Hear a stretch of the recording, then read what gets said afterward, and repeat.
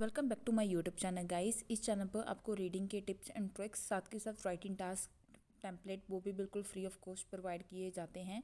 तो इस चैनल को ज़रूर सब्सक्राइब कीजिएगा और अपने लिसनिंग के स्कोर्स कमेंट सेक्शन में ज़रूर शेयर कीजिए। Recording is copyright. Cassette 1. Side 2. Test 2. You will hear a number of different recordings, and you will have to answer questions on what you hear. There will be time for you to read the instructions and questions, and you will have a chance to check your work. All the recordings will be played once only. The test is in 4 sections. Write all your answers in the listening question booklet. At the end of the test, you will be given 10 minutes to transfer your answers to an answer sheet. Now turn to section 1.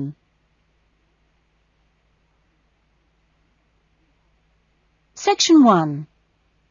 Gavin, a newly arrived student, wants to insure the contents of his apartment. He calls an insurance agent to ask for information. First, you have some time to look at questions 1 to 6.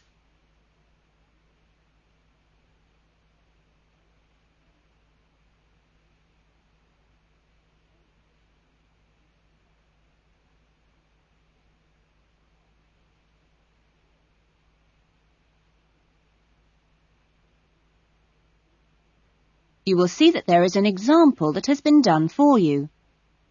On this occasion only, the conversation relating to this will be played first. Good morning, Diane Davis. Can I help you? Yes, I'd like to get some insurance for the contents of my home. Fine. When did you move into the house? A couple of weeks ago. And, it's an apartment, actually. I was told by the landlord that it would be a good idea to get some insurance for the furniture and other personal possessions. Gavin moved into his apartment 2 weeks ago, so B has been circled. Now we shall begin. You should answer the questions as you listen, because you will not hear the recording a second time. Listen carefully to the conversation and answer questions 1 to 6. Good morning, Diane Davis. Can I help you? Yes, I'd like to get some insurance for the contents of my home. Fine. When did you move into the house? A couple of weeks ago. And, it's an apartment, actually. I was told by the landlord that it would be a good idea to get some insurance for the furniture and other personal possessions. Fine. Well, let's get some details. What kind of apartment is it? It's a 2-bedroom apartment. Huh? What floor is it on? Why do you need to know that? Because it affects the cost of the insurance. An apartment on the ground floor isn't as protected as others, and there's more chance of a break-in. Really? I didn't know that. It's on the second floor. Second. And how much is the rent? It's $615 per month. Good. And where is it located? In Biggin Street, South Hills. I see. And what things did you want to insure? Well, what do you recommend? Well, the most important things are those which you would normally find in a home. Things like the television, fridge, and so on. I see. Well, I've got a fridge and a stereo system, which I've just bought from a friend. And how much did you pay for the fridge? $450. 50 or 15? 50. And the stereo system cost $1,150. Have you got a television? Yes, but it's very old and not worth much. Okay. Well, is there anything else you want to insure? Yes, I've got a couple of watches and my CDs and books. How much do you think they're worth? The watches are worth $1,000. For both of them? No, each one. And Altogether, the CDs and books cost me about $400. Okay. So the value of everything you want to insure is $4,000. How much will the insurance cost? Let me see. $4,000 divided by plus 10%. Right. So this kind of insurance, that's private contents insurance, it comes to $184 for a 12-month period. $184? Well, that sounds pretty good. Okay, I'll take that policy. Before the conversation continues, you have some time to look at questions 7 to 10.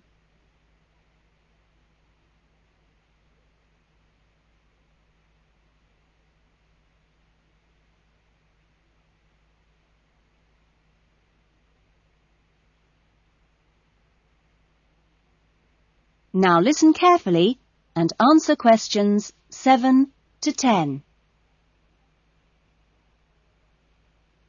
Can I arrange the policy over the phone? Sure. Just let me get the details down. So, that's Mr. Gavin Murray. That's Murray. And the address is? It's 16C, Biggins Street, South Hills. Okay. 16C, Biggins Street, South Hills? That's right. It's 2 words. South Hills. And your date of birth is? 12th of November, 1980. And your contact number? Home phone number is 9872 4855. Right. And, you're Australian? No, I was born in London, although my mother is from Tasmania. Oh, really? Whereabouts? Hobart. I see. Interesting place. Now, are you working at the moment?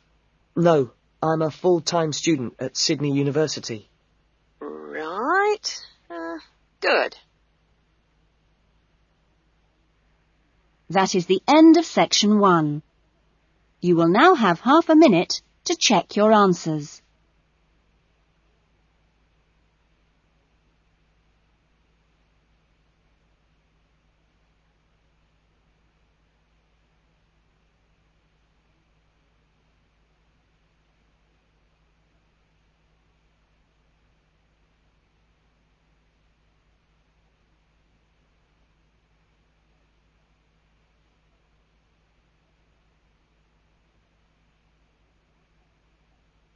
Now turn to section 2.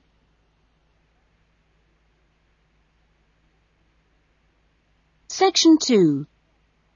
You will hear an address by the college president welcoming new students to a residential college. First, you have some time to look at questions 11 to 14.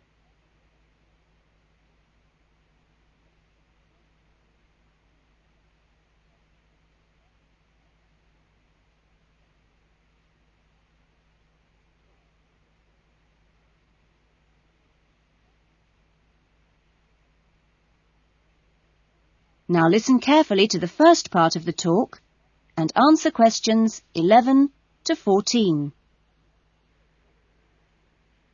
Well, good morning, everyone. It's good to see you all here. Welcome to Smith House. Smith House, as you may or may not know, is one of the oldest residential colleges of the university. As you can see, the building you're in now, which contains this main lounge, the dining room, the recreation room, the kitchen and the offices, was part of the original old house built in the 1840s to be used by the family of George Smith. That's, of course, how the house and college got their names. The original house was converted into a residential college for the university in 1940, and since then has continued to be added on to and modernised. You'll notice when you receive your room allocation in a few minutes that your room number either begins with the letter N, S or W, like this one here. The first letter refers to the 3 wings of the college, which come away from this main building. Of course, the letters represent the 3 directions, in this case, north, south and west. Each wing has 2 floors, and so the next number you see is either 1 or in this case 2, and this indicates which floor your room is on. The number after that is your individual room number. So it's quite simple to find any room by going to the right wing, then floor, and then room number. Before you hear the rest of the talk, you have some time to look at questions 15 to 20.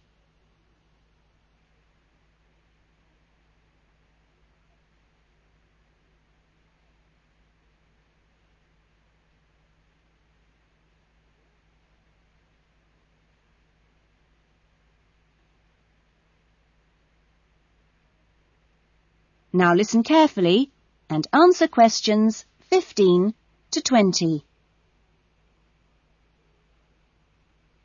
You'll also notice, when you receive your orientation pack shortly, that there are 2 keys. One is the key to your room, and only you have that key, and the other is a key to the front door, which you've just come through here from the street. This door is closed and locked at 8 p.m. every night, and opened again at 7 a.m. You'll need your key if you're coming back to the college between those times. We ask all students to always enter and leave the college through the front door. You'll notice at the end of each corridor that there is another door, but these are fire doors and are kept locked from the outside. They should only be opened from the inside in case of emergency. In your fees, you've paid a laundry fee, which covers the cleaning of bed linen and towels. All bed linen and towels are clearly embossed with the name Smith House, so it's easily identifiable. If you want your other laundry to be done by the college, this can be arranged for a small extra fee. There are only a few rules here at Smith House, and we have these rules so that we can all live comfortably together. The most important rule is that there must be no noise after 9 p.m. There is also no smoking in the rooms or anywhere inside the college, but smoking is permitted on the balconies. All meals are served in the dining room. Meal times are listed in your orientation pack. Please read these carefully, as meal times cannot be changed, and if you arrive late, I'm sorry to say, you'll just go hungry. If you're unsure about things, each floor has an elected floor senior, who is usually a student in their 3rd or 4th year of study, who's been at Smith House for a while. The floor seniors will introduce themselves later today and answer any questions you have. But for now, I'm going to hand you over to Marnie, who is going to give you the orientation packs and keys. Thanks, Marnie. That is the end of section 2. You will now have half a minute to check your answers.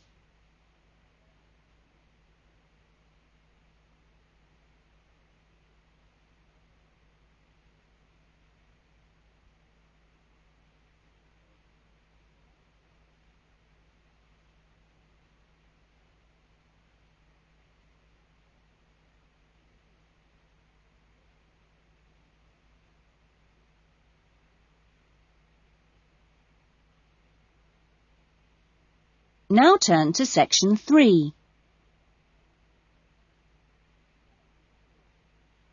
Section 3.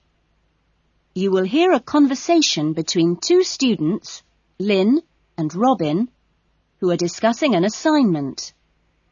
First, you have some time to look at questions 21 to 30.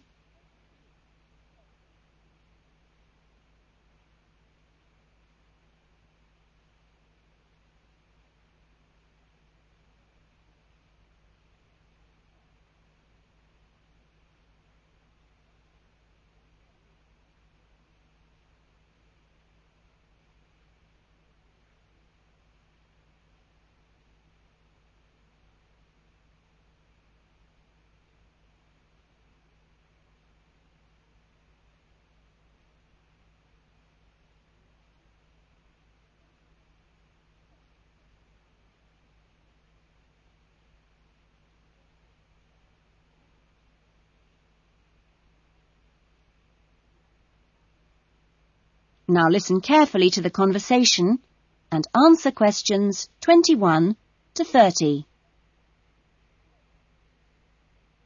That essay we have to write, the one on how children learn through the media, how are you planning to write it? Well, I've given it some thought, and I think that the best way to approach it is to divide the essay into two parts. First of all, we'd have to look at some examples of each type of media. Yes, what they are. Then we could describe how we can use each medium so that children can learn something from each one. Exactly. Maybe we could draw up a table and look at examples of each medium in turn. Let's see. The different forms of media would be the print media. Here you'd have things like books and newspapers, that sort of thing. And included in these are the pictorial forms of print media, like maps. Yes, maps are really just formal pictures, aren't they?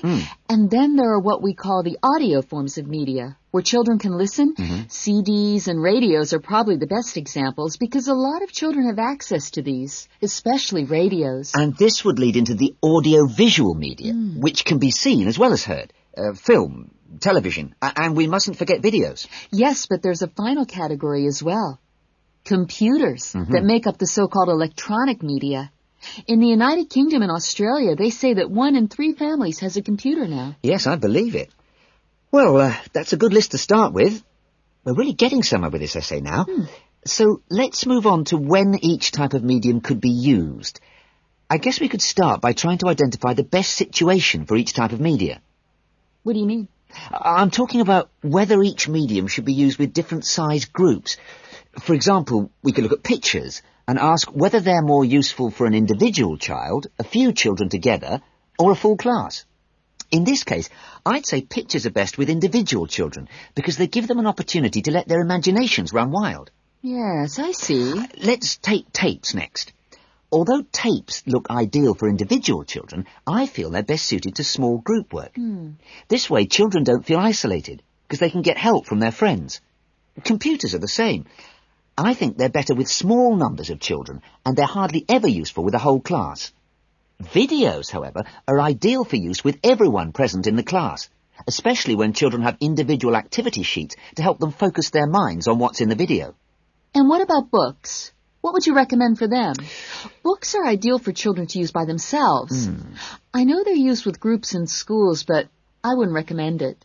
Other pictorial media like maps, though, are different. I'd always plan group work around those. Give the children a chance to interact and to share ideas. I agree. Teachers often just leave maps on the wall for children to look at when they have some free time. But kids really enjoy using them for problem solving. Yes. Different people have different ideas, I suppose. Yeah, and different teachers recommend different tools for different age groups. That is the end of section 3. You will now have half a minute to check your answers.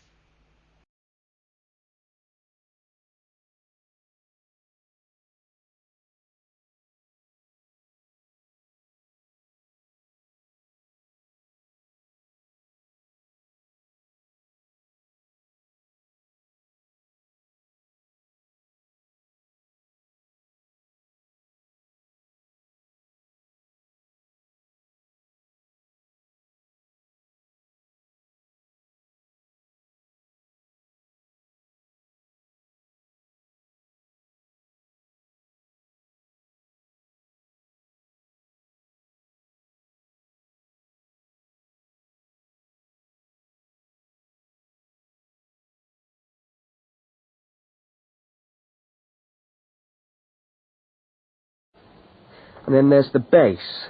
Yes, it says the bottom of the can is shaped like a dome so that it can resist the internal pressure. That's interesting. I didn't know that. Nor did I. Okay, so going up to the lid, there are several things we can label here.